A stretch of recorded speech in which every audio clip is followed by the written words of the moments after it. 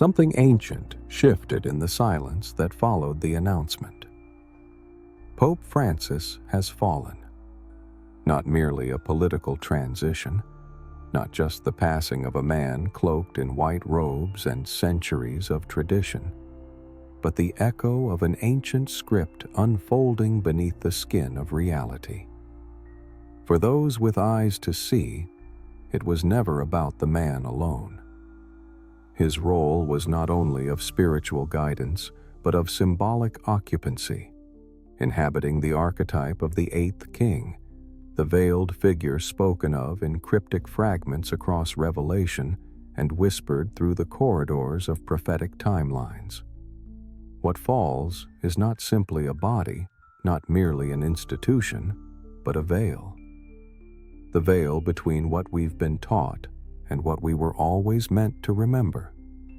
And in its collapse, we are not witnessing an end, but a convergence. This is not the death of a pope. This is the awakening of a pattern. The book of Revelation, so long dismissed by skeptics as doom-laden poetry, or by believers as literal apocalypse, was never about the destruction of the world. It was about the revealing of what has always been hidden in plain sight, that the Christ was never outside us, that the true kingdom was never made of bricks and marble, but light and perception.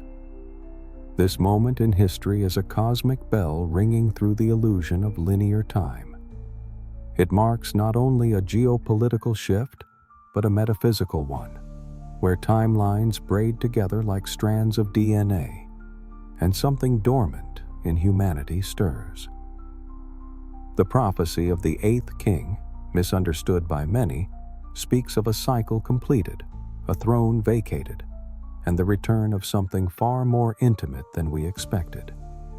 The hidden Christ, not descending from clouds, but rising from the depths within.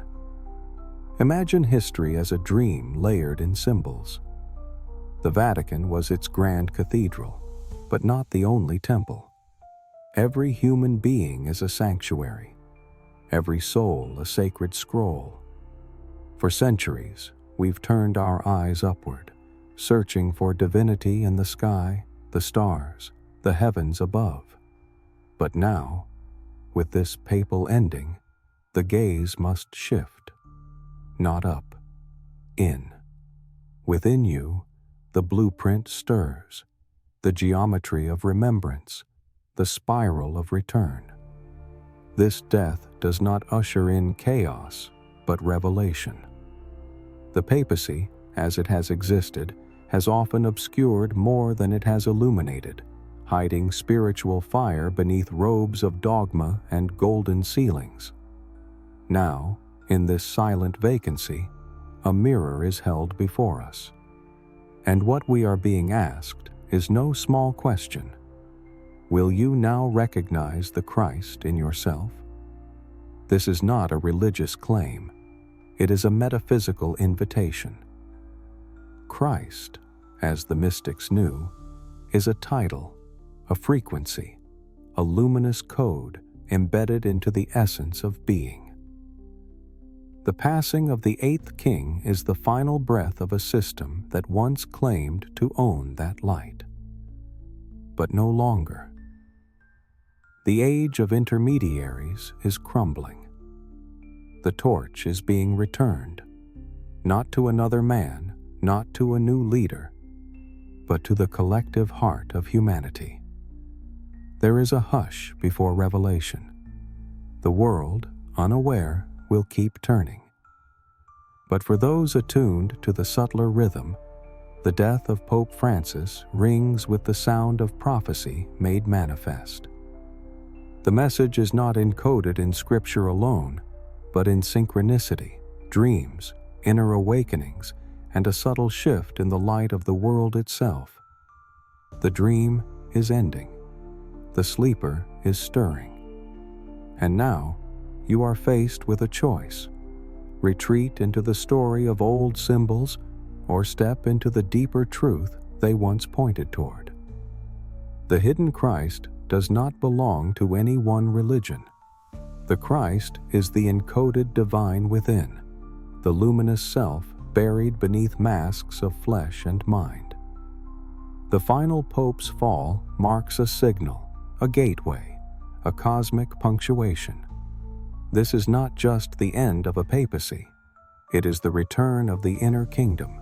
Beneath the shroud of headlines and ceremonial rites, the deeper narrative moves like an underground river, silent, steady, shaping the landscape above. The passing of Pope Francis, heralded as the fall of the eighth king, is far more than a historical event. It is a cipher. To decode it, we must shed the surface meanings of prophecy and religion and return to their essence, living metaphors, cosmic mirrors, and consciousness triggers. At the center of this unfolding mystery lies the Book of Revelation, not as a tale of destruction, but of unveiling. The Greek word apocalypsis never meant catastrophe. It meant disclosure, a tearing away of the curtain that conceals. In this light, the Pope's death symbolizes the end of a veil, specifically the illusion that divinity is separate, external, institutionalized. The eighth king prophecy, drawn from Revelation 17:11, speaks of a final ruler, one who belongs to the seven and goes to destruction. But destruction, in esoteric language, is transformation, alchemical dissolution, the burning away of form so that essence may arise. The fall of the eighth king is not about the man himself, but the archetype he represented. It is the final chapter in an old spiritual paradigm, one ruled by hierarchy, dogma, and the illusion that only certain figures hold the keys to heaven. That story is now complete. The papal office, though cloaked in centuries of sacred ritual, also served as a symbol of spiritual gatekeeping. But now, as the eighth king falls, so too does the gate. And with it, the invitation becomes clear. Walk through. This is the moment where spiritual authority dissolves outwardly so that it may awaken inwardly. The hidden Christ, the divine blueprint encoded in every soul, can no longer be projected onto robes and altars. It must be reclaimed within. This is the great reversal. Revelation hints at, but few understand. The temple shall be within you. The light will not descend from clouds, but rise from your spine, unfold from your breath, awaken in your perception. Another core theme emerging in this moment is the dissolution of duality. For so long, humanity has been bound in binaries, saved or damned, spiritual or worldly, sacred or profane. But the death of this symbolic ruler marks the slow but unstoppable collapse of such polarities. We are remembering what the mystics always knew, that the sacred and the self are not separate, that the divine is not elsewhere, and that salvation is not a destination, but a realization. The Christ that was hidden is not returning from the stars, but revealing from within the fabric of consciousness itself. This awakening is not reserved for theologians or monks. It is embedded in the architecture of everyday life. It lives in the friction between what you were taught and what your soul remembers. It flickers in your dreams, in the strange synchronicities that defy logic, in the quiet knowing that you are meant for something more than consumption and survival. The hidden Christ is not a person, but a frequency, a resonance of truth that once heard can never be forgotten. And what of the Vatican itself? What of the great walls, the golden halls, the centuries of control over sacred narratives? That too is crumbling. not in stone, but in power. For no structure built to externalize truth can hold in a world where truth is turning inward. The Pope's death is a mirror. It reflects the ending of outer intermediaries and the rise of inner sovereignty. To understand the death of the eighth king is to realize that the cycle of external salvation has ended. What rises now is not a new Messiah, but the collective awakening to the messianic light within. This is the shift Revelation truly foresaw. Not a world consumed by fire, but an ego consumed by light. The apocalypse is not destruction. It is remembrance. There is a language older than words, woven into myth, reflected in symbol, spoken in dreams. It is this language that Revelation speaks in, and it is within this mystical alphabet that the eighth king takes form. When read with the eyes of spirit, the story of Pope Francis is not about death, but about the collapse of a symbolic throne, an archetypal seat that held in place a specific kind of illusion. That spiritual authority lives outside of us. Let us journey into a symbolic landscape to illuminate this deeper truth. Imagine a vast kingdom veiled in fog, ruled by a lineage of kings cloaked in white. Each king sits upon a throne of 7 steps, elevated high above the people. The throne does not just stand upon stone, it floats above the crowd's perception, unreachable, unattainable. The kings speak of light, of salvation, of a hidden path, but the map is always missing, and the gates are always closed unless opened by the king's decree. Then, one day, the final king climbs the steps. He wears the robe of tradition, but beneath it is a heartbeat more fragile, more human, more exposed.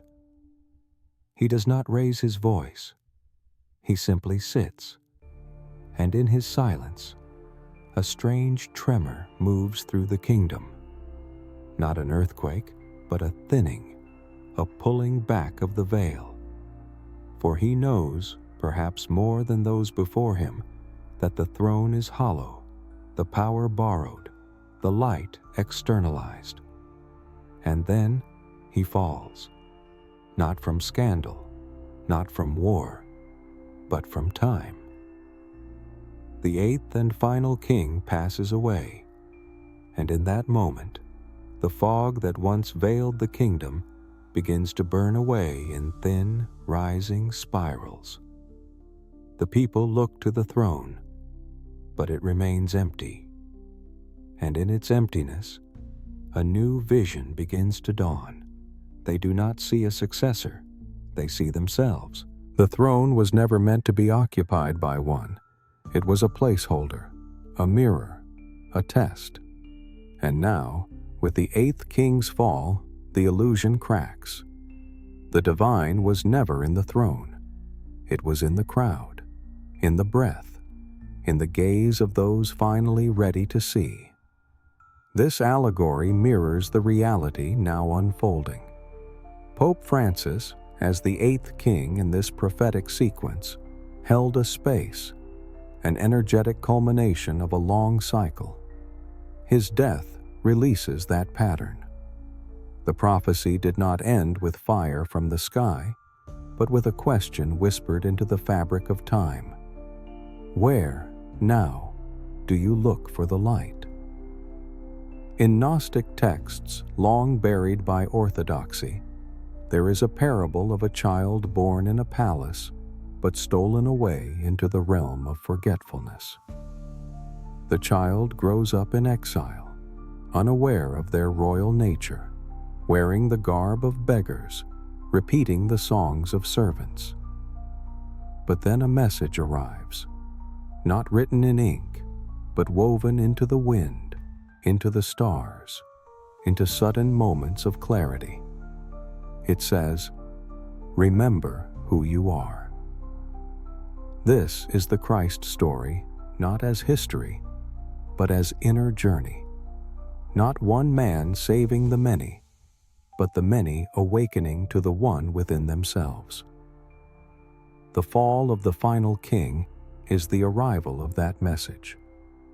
We are the exiled children. We are the forgotten royalty. And the palace? It is not a cathedral of stone, but the architecture of the soul, the temple of the inner eye, the throne of stillness in the center of our chest. Revelation was never meant to be a roadmap of doom. It is a mystical chronicle, a parable of consciousness. The beast, the woman clothed in the sun, the 144,000 sealed, they are not political entities. They are states of being, frequencies, metaphors for the spiritual psychology of mankind. The eighth king is the final illusion of outer power, and his fall is the moment the script dissolves and the audience remembers they were actors all along, playing divine forgetfulness. Now, in the space left behind, the hidden Christ rises, not in robes or crowns, but in clarity, in intuition, in the fire of personal awakening. This is not the second coming of a man. It is the first true recognition of what Christ always meant. Revelation, prophecy, symbolic collapse. All of it can feel distant, abstract, almost mythological. And yet, its true power is not in what it whispers about the heavens above, but in how it reshapes the ground beneath our feet. When we speak of the fall of Pope Francis as the eighth king, and the emergence of the hidden Christ from within, we are not speaking merely in metaphors. We are describing the architecture of a shift that touches your breath, your thoughts, your choices, the subtle geometry of your very life. This is not about church walls crumbling. It is about mental temples dissolving. The passing of the last symbolic gatekeeper signifies that the keys are now in your hands. For generations, many have unconsciously deferred their inner wisdom to outer authorities, be it popes, pastors, systems, or ideologies. But now, as the last figure of that prophetic line exits the stage, the space he leaves behind becomes an open mirror. Who leads now? Where does truth arise? The answer, if you are willing, turns inward.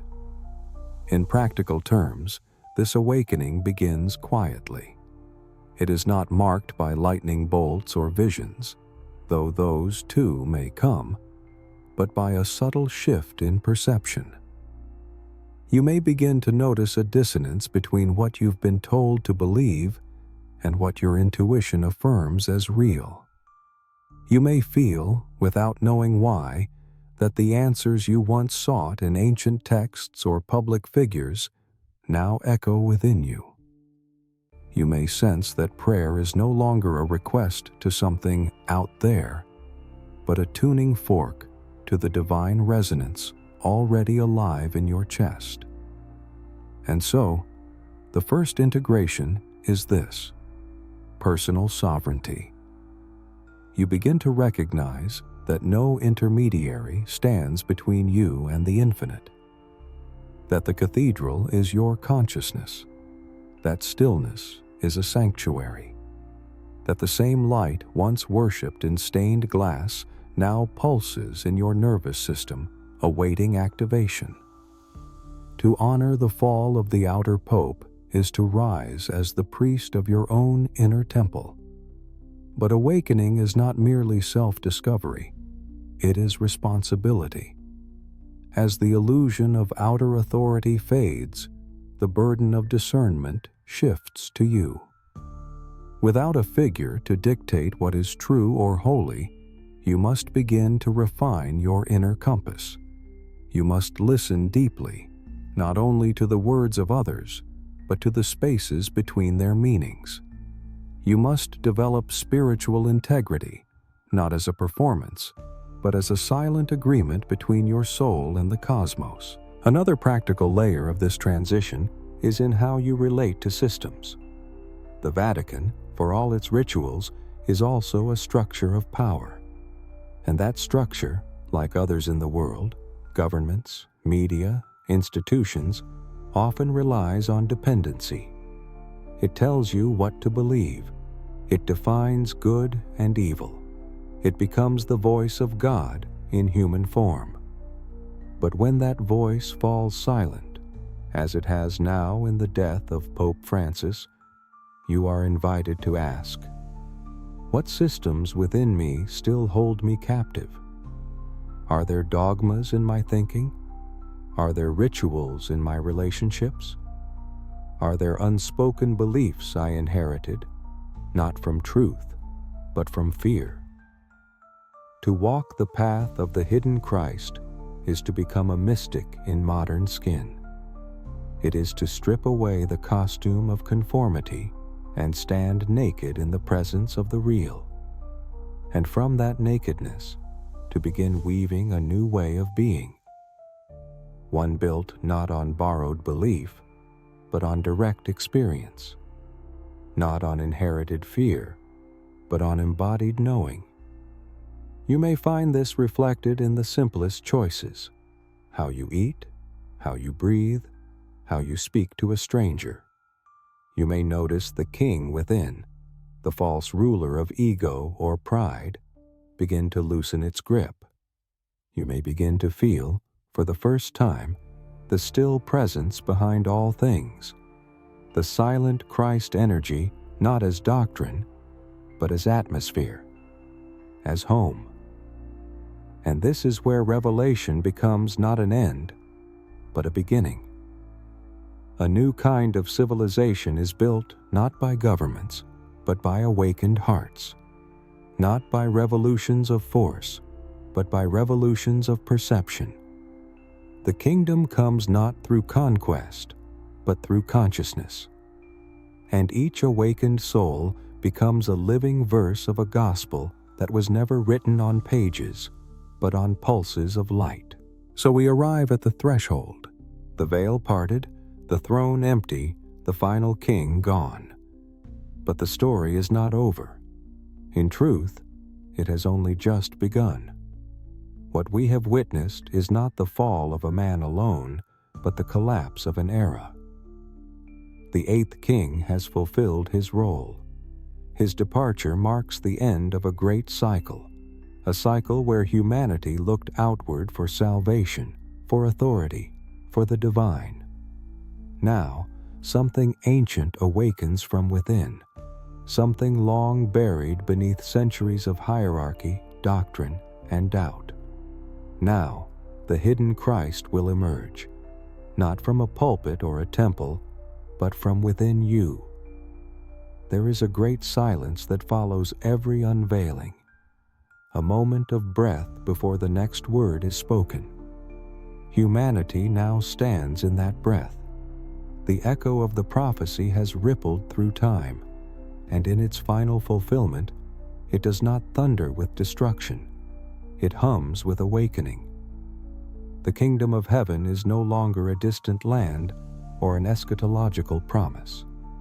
It is within, always was, waiting not for judgment, but for realization. This final message is not one of fear, nor even of hope. It is a call, a remembering. You are not here to observe the shift. You are the shift. The throne you waited for another to occupy is not up there or out there. It is the stillness within your being, the seat of perception, the center of awareness itself. The Pope's death is a trumpet blast through the illusion, a symbolic signal that the cycle of deferred divinity has ended. The veil between the human and the holy has grown paper thin, and your breath alone is enough to part it. And yet, this transformation cannot be passively absorbed. It must be chosen. It must be embodied. To hear the call and not walk the path is to sleep through your own coronation. This is no longer a time for silent waiting or timid obedience. It is a time for sovereign awakening. The hidden Christ is not a doctrine to believe. It is a force to become. It is what speaks in your intuition, what breathes through your compassion, what shines from your courage. Do not look to the next appointed figure to guide you. You are being invited to sit upon the throne of your own awareness. You are being invited to dissolve the imagined separation between you and the Source. You are being shown that the veil of this world, its wars, its politics, its popes and kings, is a page in the dream. And now, the dream is shifting. The Christ within is not a character in Scripture. It is a frequency of total remembrance. It is the part of you untouched by shame, uncorrupted by fear, undivided by illusion. It is the golden thread running through your lifetimes, whispering the truth you were told to forget. You are not becoming divine. You have always been divine. You are only remembering it.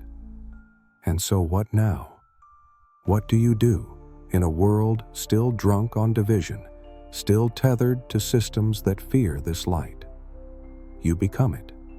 You walk the streets not as a preacher, but as a flame. You live with radical integrity, radiant stillness, and unshakable presence. You listen, you see, you act when called, and you remain silent when guided. You move not with urgency, but with depth. The Christ does not shout, it resonates. This is the real message of revelation, the secret buried beneath the fear, beneath the prophecy, beneath even the throne of Rome. It was never about destruction. It was never about the wrath of an external God. It was about the end of forgetting, the end of kings, the end of seeking outside what has always lived within. The Pope has died, but the Christ is awakening, and it looks like you. So now, let this not end with information, but with initiation. Close your eyes. Inhale once, deeply, fully, and remember, the light you seek is not waiting to be delivered. It is waiting to be claimed. You are not here to be saved. You are here to remember that you have already been. The eighth king is gone. The illusion has fallen. And now, in the stillness of your soul, the hidden Christ emerges.